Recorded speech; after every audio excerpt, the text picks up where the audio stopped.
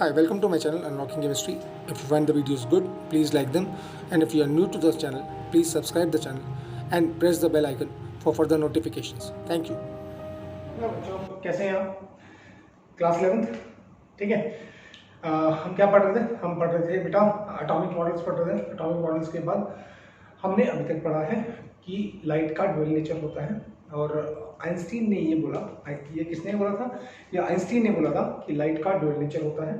Dual nature मतलब आप light की सारी प्रॉपर्टीज एक्सप्लेन नहीं कर सकते अगर आप लाइट को पार्टिकल लेते हैं या आप लाइट को वेव लेते हैं, यानी कि you cannot explain all the properties of light by considering light to be a particle alone, or you cannot explain all the properties of light cannot considering light to be a wave.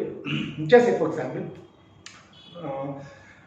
Diffraction, interference, ये properties ऐसी हैं light की जो सिर्फ wave nature के through explain हो सकती हैं, but black body radiation, photo electric effect, reflection, ये प्रॉपर्टीज ऐसी हैं जो पार्टिकल नेचर के थ्रू ही एक्सप्लेन हो सकती हैं। तो अब हम ये मान के चलते हैं कि लाइट का ड्यूअल नेचर होता है, ठीक। ये हमने पढ़ लिया, ठीक। अब हम आगे क्या जा रहे हैं? आज हम जा रहे हैं, हमने बोला अब हम modern concept of atomic model की तरफ जा रहे हैं, यानी कि अभी तक हमने जो पढ़ा रदरफोर्ड्स मॉडल तक वो क्लासिकल मॉडल था, ठीक है। अब हम क्वांटम मैकेनिकल मॉडल, क्वांटम मतलब वेव, क्वांटम आपको पता है, क्योंकि अब हम एटॉमिक मॉडल को एक्सप्लेन करेंगे through the wave nature of electron. पर इलेक्ट्रॉन का कैसा नेचर होता है ये पढ़ने से पहले हमें स्पेक्ट्रा पढ़ना पड़ेगा, ठीक है। क्या पढ़ना पड़ेगा? स्पेक्ट्रा। बोर्स मॉडल पढ़ने से पहले, क्योंकि बोर्स मॉडल में बहुत सारी चीजें ऐसी हैं कि अगर आपको स्पेक्ट्रा की नॉलेज नहीं है, स्पेक्ट्रा यानी कि पहले हम पढ़ेंगे लाइट का स्पेक्ट्रा, फिर हम पढ़ेंगे एटम का स्पेक्ट्रा, ठीक है। तो if you don't have the knowledge of spectra तो बोर्स मॉडल में आपका फंसना हो जाएगा, आप फंस जाओगे कई जगह पे, ठीक है। तो पहले इजी चीजें फटाफट निपटा लेते हैं। सबसे पहले हम बात करते हैं लाइट के स्पेक्ट्रा की। ये आपने पहले भी पढ़ रखा है, तो हल्का सा रिवाइज कर लेते हैं। फिर हम एटम के स्पेक्ट्रा की बात करेंगे कि वो कौन कौन से स्पेक्ट्रा एटम के होते हैं, और फिर हम डिटेल में वन इलेक्ट्रॉन सिस्टम का स्पेक्ट्रा पढ़ेंगे, जैसे कि हाइड्रोजन एटम का स्पेक्ट्रा, ठीक है। आते हैं स्पेक्ट्रा ऑफ वाइट लाइट के ऊपर। ये है white light, this is our white light, ये हमारी वाइट लाइट है, वाइट लाइट, ठीक है। जब इसको प्रिज्म के थ्रू पास करते हैं, ये हमारा प्रिज्म है, ठीक है। आजकल हमारे पास क्या जो स्पेक्ट्रोस्कोपी केमिस्ट्री की सबसे एडवांस ब्रांच है। तो आज जब हम स्पेक्ट्रा को स्टडी करते हैं, ठीक है, तो हमारे पास बहुत सारे इंस्ट्रूमेंट्स हैं, उन सब में प्रिज्म लगा होता है। तो अभी हम सिंपल जब स्पेक्ट्रा ऑफ वाइट लाइट की बात कर रहे हैं तो हम सिर्फ बात करते हैं प्रिज्म की, राइट। आगे जाके हम इंस्ट्रूमेंट की भी बात करेंगे। जब हम वाइट लाइट को प्रिज्म के थ्रू पास करते हैं तो प्रिज्म वाइट लाइट को अलग अलग कलर्स में डिवाइड कर देता है, ठीक है। अलग अलग कलर्स आपको पता है, विबग्योर, ठीक है। अब और लाइट कौन सा कलर सबसे ज्यादा रिफ्लेक्ट होगा वो डिपेंड करता है उसकी फ्रीक्वेंसी या वेवलेंथ पे। रेड कलर सबसे कम डेविएट होता है और वॉयलेट कलर सबसे ज्यादा डेविएट होता है, क्योंकि रेड की वेवलेंथ सबसे ज्यादा होती है और वॉयलेट की वेवलेंथ सबसे कम होती है। यानी कि जितनी ज्यादा वेवलेंथ होगी उतना कम डेविएशन होगा, और जितनी कम वेवलेंथ होगी उतना ज्यादा डेविएशन होगा, राइट। तो red colour deviated least, violet colour deviated most. अब ये जो स्पेक्ट्रा ऑफ वाइट लाइट है, जिसको कि हम विजिबल स्पेक्ट्रा बोलते हैं, ये 400 से 700 नैनोमीटर के बीच में होता है। 400 नैनोमीटर सबसे कम वेवलेंथ, रेड की सबसे ज्यादा वेवलेंथ। अब दूसरी खास बात, जो सबसे खास बात है कि how the spectra of light differ from atomic spectra, जो कि हमें आगे पढ़ना है। जो स्पेक्ट्रा ऑफ व्हाइट लाइट होता है बेटा, इसको हम बोलते हैं कंटीन्यूअस स्पेक्ट्रा। क्या बोला हमने? Continuous spectra. Spectra of white light is a continuous spectra. Continuous का मतलब क्या कि ये जो कलर है देखो, इनके बीच में कोई गैप नहीं है, कोई डार्क लाइंस नहीं। एक कलर दूसरे कलर के अंदर मर्ज, जैसे वॉयलेट खत्म होगा वैसे इंडिगो शुरू हो जाएगा, जैसे इंडिगो खत्म होगा वैसे ब्लू, मतलब ब्लू और इंडिगो आपस में मर्ज है, वैसे ब्लू और ग्रीन आपस में मर्ज है, वैसे ग्रीन और येलो आपस में मर्ज है। बीच में आपको यहाँ पे ग्रीनिश येलो लाइट दिखाई देगी, यहाँ पे येलोइश ऑरेंज लाइट दिखाई देगी, यहाँ पे ऑरेंज रेड लाइट दिखाई देगी, समझ में आया? तो ये जो स्पेक्ट्रा होता है इसको हम कंटिन्यूअस स्पेक्ट्रा बोलते हैं। पर आगे जो हम एटम का स्पेक्ट्रा पढ़ने वाले हैं उसको हम कंटिन्यूस स्पेक्ट्रा नहीं बोलते, उसको हम लाइन स्पेक्ट्रा बोलते हैं। तो चलिए आइए अब आते हैं एटम के स्पेक्ट्रा पे, जिसकी हेल्प से हम बोर्स का मॉडल एक्सप्लेन करेंगे। तो चलिए एटॉमिक स्पेक्ट्रा पे आते हैं। चलिए बच्चों, अब हम एटॉमिक स्पेक्ट्रा के ऊपर आते हैं। एटॉमिक स्पेक्ट्रा को हम दो पार्ट्स में डिवाइड करते हैं। एटॉमिक स्पेक्ट्रा अभी तक हमने क्या पढ़ा? Spectra of white light. अब हम क्या पढ़ने वाले हैं? Spectra of atoms, right. तो एटम के स्पेक्ट्रा को हम दो पार्ट्स में डिवाइड करते हैं। एक को बोलते हैं एब्जॉर्प्शन स्पेक्ट्रम और एक को बोलते हैं एमिशन स्पेक्ट्रम। ठीक है, नाम से ही क्लियर हो रहा होगा। एब्जॉर्प्शन मतलब यहाँ पे कुछ एब्जॉर्ब कराना है और एमिशन मतलब यहाँ पे कुछ एमिट कराना है। ठीक है, तो पहले हम बात कर लेते हैं एब्जॉर्प्शन स्पेक्ट्रम। देखो, इसमें हम क्या करते हैं? व्हाइट लाइट को उस सैंपल सॉल्यूशन के थ्रू पास करते हैं जिसका की स्पेक्ट्रा हमें मालूम करना है। क्या बोला मैंने? व्हाइट लाइट को उस सैंपल सॉल्यूशन के थ्रू पास करते हैं जिसका हमें स्पेक्ट्रा नोटिस करना है। जैसे फॉर एग्जांपल, अगर मुझे सोडियम का स्पेक्ट्रा चाहिए तो मैंने सोडियम जो है उसको वेपर फॉर्म में लिया। किसका स्पेक्ट्रा चाहिए? सोडियम का स्पेक्ट्रा चाहिए, तो सोडियम को वेपर फॉर्म में लिया। यहाँ से हमने व्हाइट लाइट पास की, ये स्लिट है क्योंकि व्हाइट लाइट की सिंगल बीम होनी चाहिए, उसको सोडियम के थ्रू पास किया। ठीक है, सोडियम के वेपर्स के थ्रू निकलने के बाद जो लाइट निकलेगी उसको हमने प्रिज्म के थ्रू पास किया। और यहाँ पे हमारी ये फोटोग्राफिक प्लेट है, ये हमारी फोटोग्राफिक प्लेट है, फोटोग्राफिक प्लेट। इस फोटोग्राफिक प्लेट पे हमने उसको रिसीव किया। दोबारा एक बार फिर, ये व्हाइट लाइट है। ठीक है, हम एटम, सोडियम एटम का स्पेक्ट्रा ऑब्जर्व करना चाह रहे हैं, तो व्हाइट लाइट की बीम को, सिंगल बीम को हमने सोडियम वेपर्स के थ्रू पास किया। उसको पास करने के बाद जो लाइट निकली उसको प्रिज्म के थ्रू पास किया और फोटोग्राफिक फिल्म पे उसको रिप्लेस कर लिया, रिसीव कर लिया। ठीक है, फोटोग्राफिक फिल्म को जब हमने ऑब्जर्व किया, ठीक है, वॉयलेट से रेड आपको पता है होता है, तो येलो और ऑरेंज रीजन के आसपास, ठीक है, हमें दो डार्क बैंड्स मिले। क्या मिले? Dark bands. अब देखो, अगर हम इसके थ्रू सोडियम वेपर्स को हटा लें, यहाँ पे सपोज सोडियम वेपर्स को हटा लें और डायरेक्ट व्हाइट लाइट को पास होने दें, तो हमें पता है कि विब्ग्योर मिलता है, है ना? विब्ग्योर मिलता है, that is the spectra of white light. अब क्या हुआ? हमने यहाँ पे क्या रखा हुआ है? यहाँ पे हमने सोडियम के वेपर्स रखे हुए, राइट। सोडियम के वेपर्स ने कुछ वेवलेंथ, व्हाइट लाइट की कुछ वेवलेंथ को एब्जॉर्ब कर लिया। ठीक है, एब्जॉर्ब कर लिया, अपने अंदर एब्जॉर्ब कर लिया। और जो व्हाइट लाइट अब पास हुई, ठीक है, उसको जब हमने प्रिज्म के थ्रू पास किया तो हमें ये जो कंटिन्यूअस स्पेक्ट्रा था व्हाइट लाइट का, उसमें दो डार्क बैंड्स मिले। एक मिला 589 नैनोमीटर्स पे और एक मिला 589.6 नैनोमीटर्स के ऊपर।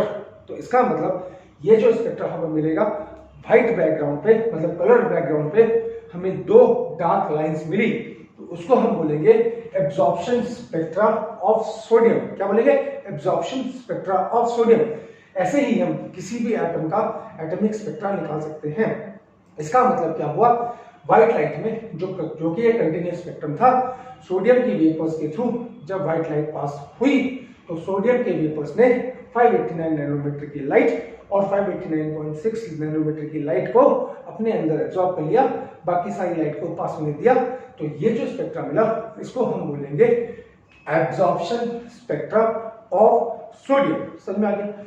समझ में आ गया बच्चों? तो अब ये मिला एब्जॉर्प्शन स्पेक्ट्रा। ऐसे ही हम किसी भी एटम का स्पेक्ट्रा, एब्जॉर्प्शन स्पेक्ट्रा निकाल सकते हैं। चलिए अब हम बात करते हैं एमिशन स्पेक्ट्रम। ठीक है, चलिए बेटे, अब एमिशन स्पेक्ट्रा सीखने के लिए हम सीधे हाइड्रोजन के स्पेक्ट्रा पे आते हैं।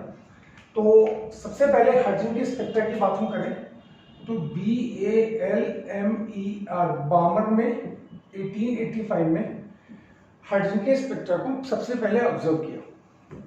ठीक है, और वो जो स्पेक्ट्रा हाइड्रोजन का बामर को मिला उसको we call it emission spectra. ठीक है, तो एमिशन स्पेक्ट्रा अलग से नहीं पढ़ाऊंगा मैं। एमिशन स्पेक्ट्रा सीधा हाइड्रोजन के ऊपर पढ़ेंगे और वहीं से हम वन इलेक्ट्रॉन सिस्टम के स्पेक्ट्रा को ऑब्जर्व करेंगे। ठीक है बच्चों, अब आते हैं क्या था इसमें। बामर ने क्या किया, ये डिस्चार्ज ट्यूब है, ये लो प्रेशर पे हाइड्रोजन गैस को रखा, लो प्रेशर पे हाइड्रोजन गैस को रखा। ठीक है, फिर खूब सारा इलेक्ट्रिक डिस्चार्ज दिया, यानी कि स्ट्रॉन्ग इलेक्ट्रिक फील्ड लगा दी। तो H2 ने कुछ लाइट एमिट की। क्या बोला, ये डिस्चार्ज ट्यूब है, इसको लो प्रेशर पे रखा, इसके अंदर कुछ हाइड्रोजन गैस रखी और उसको खूब सारा पोटेंशियल दिया। तो हाइड्रोजन गैस ने कुछ लाइट एमिट करी, उस लाइट को प्रिज्म के थ्रू पास किया। किसके थ्रू पास किया, प्रिज्म के थ्रू, ठीक है। और एक डार्क फिल्म, ये देखो मैंने जानबूझ के डार्क कर रखी है बच्चों, डार्क फिल्म पे लिया तो उसे कुछ विजिबल लाइट दिखाई दी, विजिबल लाइट, विजिबल रीजन की लाइट, ठीक है। तो बामर वाज द फर्स्ट साइंटिस्ट जिसने हाइड्रोजन के स्पेक्ट्रा को निकाला, और इस स्पेक्ट्रा को हम बोलेंगे एमिशन स्पेक्ट्रम ऑफ हाइड्रोजन, क्योंकि हाइड्रोजन खुद एमिट लाइट एमिट कर रहा है, ठीक है। क्या, दोबारा हाइड्रोजन गैस को लो प्रेशर पे रखा, डिस्चार्ज ट्यूब में खूब हीट किया, ऐसे बोल लो। तो हाइड्रोजन ने लाइट एमिट की। अब थोड़ी देर में इसके ऊपर आ रहे हैं क्यों एमिट की। वो लाइट एमिट की, उसको जो हमने प्रिज्म के थ्रू पास किया और फोटोग्राफिक फिल्म पे लिया, जो कि एक डार्क फोटोग्राफिक फिल्म थी, ठीक है।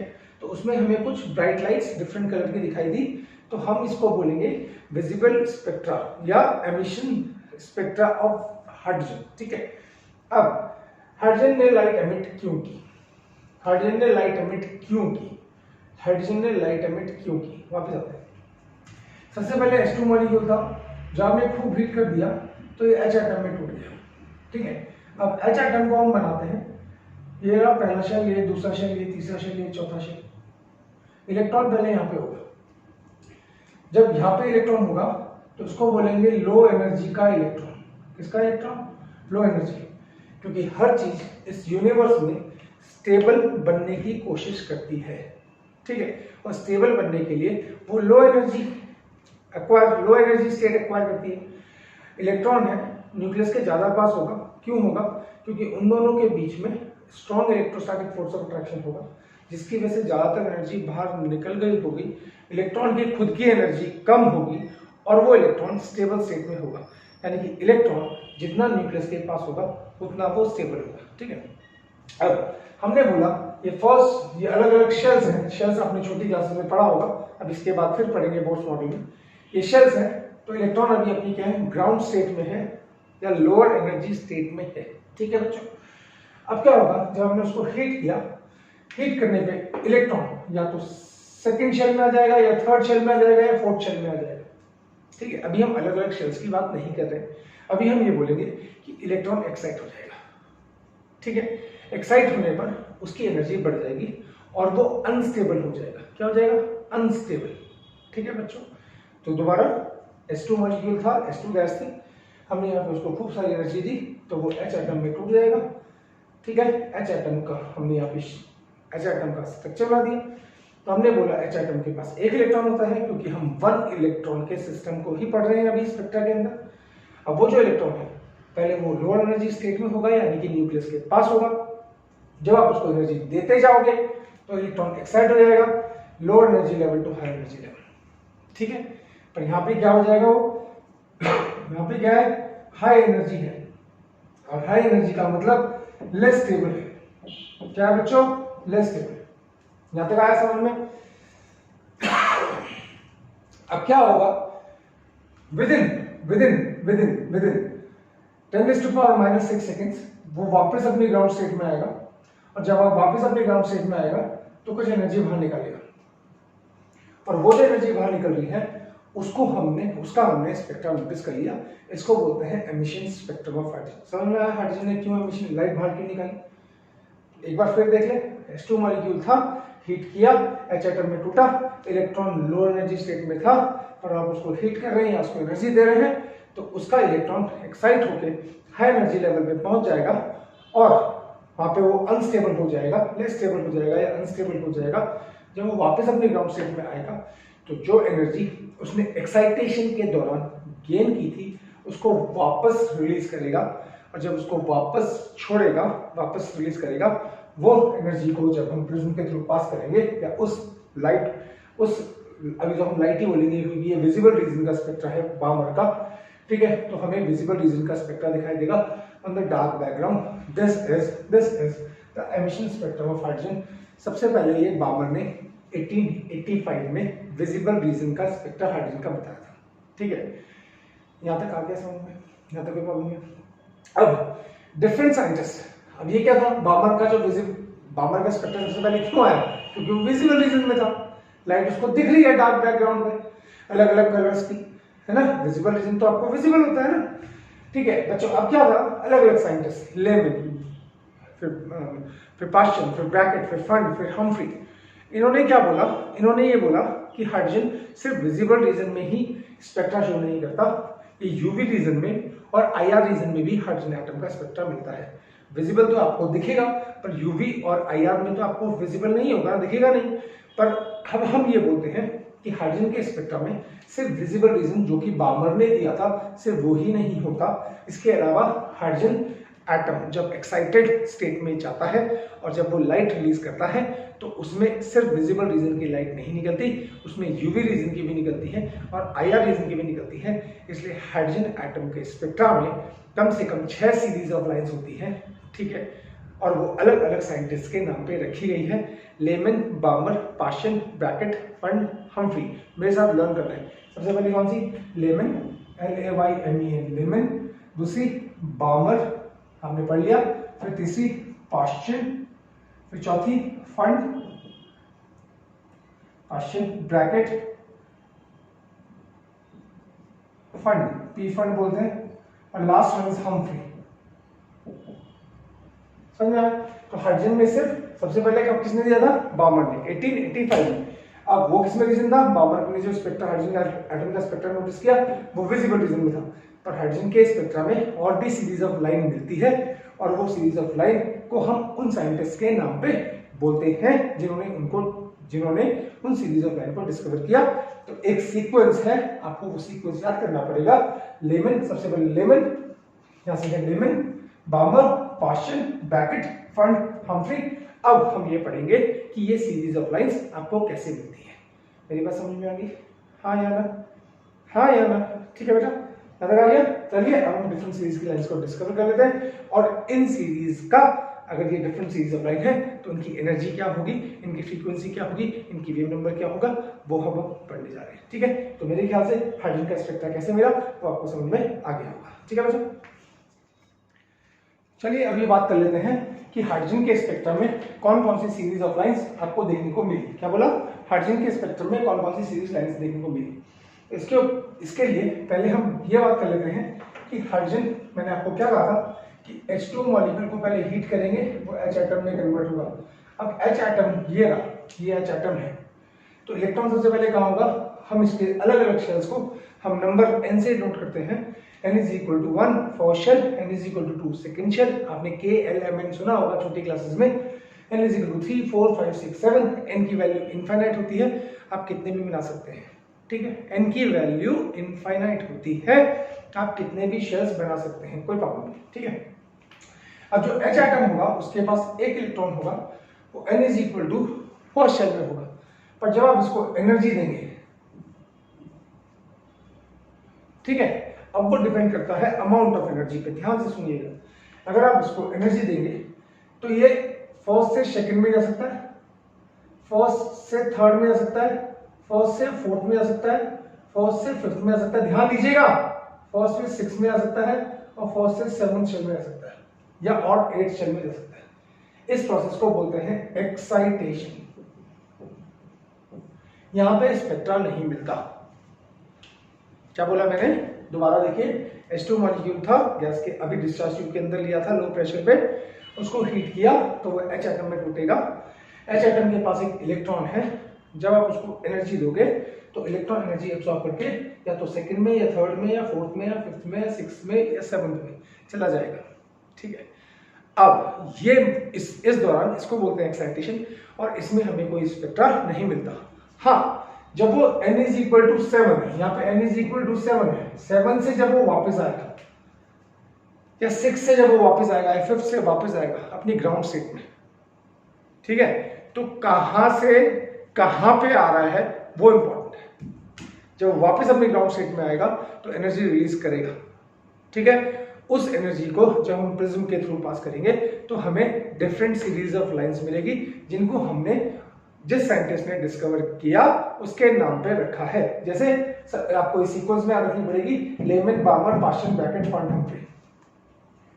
ठीक है, Lyman, Balmer, Paschen, Brackett, Pfund, Humphrey. Lyman, Balmer, Paschen, Brackett, Pfund, Humphrey. ठीक है, अब देखो क्या इंपॉर्टेंट क्या है, इंपॉर्टेंट ये है कहां पे आया। ये इंपॉर्टेंट नहीं है कहां से आया, जहां से आया वो होगा N2 और जहां पे आया वो होगा N1। जैसे हमने बोला लेमन सीरीज है, तो किसी भी हाई एनर्जी लेवल से, क्या बोला, किसी भी हाई एनर्जी लेवल से जब वो n इज इक्वल टू 1 पे ड्रॉप करेगा, यानी कि 5th से फर्स्ट पे, 6th से फर्स्ट पे, 7th से फर्स्ट पे, 3rd से फर्स्ट पे, 2nd से फर्स्ट पे, तो हमें जो सीरीज ऑफ लाइन मिलेगी उनको हम बोलेंगे लाइमन सीरीज। क्या बोलेंगे, लाइमन। किसी भी हाई एनर्जी लेवल से फर्स्ट पे ड्रॉप करेगा अगर इलेक्ट्रॉन, तो जो वो लाइट बाहर निकालेगा जिसकी वजह से स्पेक्ट्रम मिलेगा उसको बोलेंगे लाइमन सीरीज। ठीक है, किसी भी हाई एनर्जी लेवल से जब वो n इज इक्वल टू 2 पे आएगा या n इज इक्वल टू 2 है, जब वो ड्रॉप करेगा तो हमें जो स्पेक्ट्रम मिलेगा उसको बोलेंगे बामर सीरीज ऑफ लाइंस। किसी भी हाई एनर्जी लेवल से जब वो n इज इक्वल टू 3 पे ड्रॉप करेगा तो पास्चन सीरीज। किसी भी हाई एनर्जी लेवल से चाहे 5th हो या 6th हो या 7th हो से अगर वो n इज इक्वल टू 4 पे ड्रॉप करेगा तो ब्रैकेट सीरीज। किसी भी हाई एनर्जी लेवल से अगर वो n इज इक्वल टू 5 पे ड्रॉप करेगा तो फंड सीरीज। और किसी भी हाई एनर्जी लेवल से अगर वो n इज इक्वल टू 6 पे ड्रॉप करेगा तो हम्फ्री सीरीज ऑफ लाइंस। समझ में आया? तो इंपॉर्टेंट क्या है, कहां से आया, जहां से आया उसको मानेंगे N2 और जहां पे आया दैट इज N1। समझ में? अब देखो मेरी बात, देखो ये ध्यान से देखना इंपॉर्टेंट चीज, n is equal to 1, energy difference देखिए, n इज इक्वल टू 1 और 2 के बीच में जितना आप न्यूक्लियस से दूर जाएंगे, n इज इक्वल टू 1 मतलब first shell, n is equal to 2 मतलब सेकंड शेल। अब यहां देखो energy difference, this is energy difference, ये ज्यादा है, ये कम है, ये और कम है, ये और कम है, ये और कम है, और कम है। जितना आप न्यूक्लियस से दूर जाते हैं, ये पॉइंट बहुत इंपॉर्टेंट होने वाला है आगे आप जो भी पढ़ेंगे एटम के बारे में। जितना आप न्यूक्लियस से दूर जाएंगे उतना एनर्जी डिफरेंस शेल्स के बीच में कम होता जाएगा, सबसे ज्यादा और कम, कम कम कम कम। तो n इक्वल टू 1 और 2 के बीच में सबसे ज्यादा डिफरेंस 2 और 2 के बीच में कम हो गया, 3 और 2 के बीच में और कम हो गया। ठीक है, तो अब सोचो सोचो सोचो सोचो, अगर मैं आपसे पूछूं सबसे ज्यादा एनर्जी किस स्पेक्ट्रल लाइंस की होंगी या सबसे ज्यादा फ्रीक्वेंसी किस स्पेक्ट्रल लाइंस की होंगी, तो आप बोलोगे लाइन। हाँ या ना, क्योंकि जितना वो न्यूक्लियस के पास आएगा उतनी ज्यादा एनर्जी बाहर निकालेगा। तो सबसे ज्यादा फ्रीक्वेंसी की लाइंस किसमें मिलेगी, लाइमन में। रटाना नहीं है, समझ जाना है। क्यों, क्योंकि वो ज्यादा न्यूक्लियस के पास आ रहा है, n इज इक्वल टू 1 पे ड्रॉप हो रहा है। और सबसे कम एनर्जी की लाइंस किसमें मिलेगी, हम्फ्री में। सबसे ज्यादा एनर्जी की लाइंस कौन सी सीरीज में मिलेगी, लाइमन। इसलिए लाइमन कहां मिलता है, यूवी सीरीज में। बामर कहां मिलता है, सॉरी लाइमन कहां मिलता है, हाँ यूवी सीरीज में। बामर कहां मिलता है, विजिबल सीरीज में। यूवी और विजिबल में किसकी एनर्जी ज्यादा, विजिबल की एनर्जी ज्यादा। और बाकी सारी सीरीज कहां मिलती है, आईआर में। तो क्या हो रहा है, देखो आप, जितना वो न्यूक्लियस से दूर ड्रॉप हो रहा है उतनी एनर्जी कम, उतनी फ्रीक्वेंसी कम, उतना वेवलेंथ ज्यादा। जितना वो न्यूक्लियस के पास ड्रॉप हो रहा है उतनी ज्यादा एनर्जी की स्पेक्ट्रल लाइंस बाहर निकल रहा है, यानी कि सबसे ज्यादा एनर्जी, सबसे ज्यादा फ्रीक्वेंसी, सबसे कम वेवलेंथ की लाइट लाइमन सीरीज में, और सबसे कम एनर्जी, सबसे कम फ्रीक्वेंसी और सबसे ज्यादा वेवलेंथ की लाइट हम्फ्री सीरीज में। समझ में आया? तो ये आप बना लीजिएगा, ये एक्साइटेशन, ये डी एक्साइटेशन, इसमें इलेक्ट्रॉन एनर्जी एब्जॉर्ब करेगा, इसमें एनर्जी रिलीज करेगा, स्पेक्ट्रम हमें यहां पे मिलेगा। तो मेरे ख्याल से ये क्लियर हो गया होगा, हाँ या ना। चलिए अब देखो इसको हम कर लेते हैं। n1 की वैल्यू क्या, कहां से आया, सॉरी कहां पे आया, और n2 की वैल्यू क्या, कहां से आया। तो लाइमन सीरीज के लिए n1 की वैल्यू क्या, n2 की वैल्यू क्या, लाइमन सीरीज के लिए n1 की वैल्यू क्या, n1 की वैल्यू क्या, n1 1, n1 2, n1 3, n1 4, n1 5। कहां पे आया, कहां से आया, 2 से आ सकता है, 3 से आ सकता है, 4 से आ सकता है, अप टू इंफिनिटी। यहां पे 3 से आ सकता है, 4 से आ सकता है, 5 पे आ सकता है, अप टू इंफिनिटी। यहां पे 5 पे आ सकता है, 4 से आ सकता है, 4 से 3rd पे आ सकता है, या 5th से 3rd पे आ सकता है, 6 से अप टू इंफिनिटी। n2 की इंफिनिटी, n2 की लास्ट वैल्यू कुछ नहीं है। यहां पे 4th पे आया, कहां से आया, 5th से आ सकता है, 6 से आ सकता है, 7 से आ सकता है, अप टू इंफिनिटी। 5th पे आया, कहां से, 6 से, 7 से, 8 से, up to infinity. Getting me, हाँ या ना। हाँ या ना, बोलो बच्चों, समझ में आया? अब लास्ट में है रीजन। रीजन कौन सा रीजन है? इलेक्ट्रोमैग्नेटिक स्पेक्ट्रम का कौन सा रीजन में ये लाइंस मिलेगी? तो सॉरी आई एम सॉरी, यहाँ पे n1 की वैल्यू, यहाँ पे n2 की value 1 2 3 4 1 2 3 4 5 6 I am sorry 11 series है। n2 की वैल्यू यहाँ पे होगी 2 3 4 अप टू इंफिनिटी, यहाँ पे 3 4, यहाँ पे 4 5, यहाँ पे 5 6, यहाँ पे 6 7, यहाँ पे 7 8 आ गया। अब यहाँ पे लिखेंगे हम रीजन, REGION रीजन। रीजन में ये मिलेगा UV रीजन, क्या मिलेगा? UV। ये विजिबल रीजन, बाउंड्री कहाँ पे? विजिबल रीजन, ठीक है। ये सब क्या? IR, ये नियर IR, ये फार IR, दूर IR। तो मेरे ख्याल से अभी आपको समझ में आ गया होगा, हाँ या ना? अब सवाल आता है कि ये जो लाइंस मिलेगी इनकी एनर्जी, फ्रीक्वेंसी और वेव नंबर कैसे निकाले। तो अगले वीडियो में हम फ्रीक्वेंसी, वेव नंबर और वेवलेंथ निकालना सीखेंगे और साथ ही साथ हाइड्रोजन लाइक स्पीशीज का स्पेक्ट्रा कैसे निकालेंगे वो भी सीखेंगे। तो मेरे ख्याल से अभी आपको हाइड्रोजन एटम का स्पेक्ट्रा समझ में आ गया होगा। आ गया? आगे चलिए। अच्छा, ये वीडियो यहीं तक है बेटा। अगले वीडियो में हम इसके न्यूमेरिकल्स करेंगे स्पेक्ट्रा के ऊपर और वेव नंबर, फ्रीक्वेंसी और वेवलेंथ निकालना सीखेंगे। ठीक है, तो thank you so much for watching and keep watching. अगर अच्छा लगा तो लाइक, चैनल पे नए हैं तो सब्सक्राइब, और प्लीज अगर सब्सक्राइब कर रहे हैं तो बेल आइकन को प्रेस करिए, हमें भी मोटिवेशन मिलता है। Thank you so much.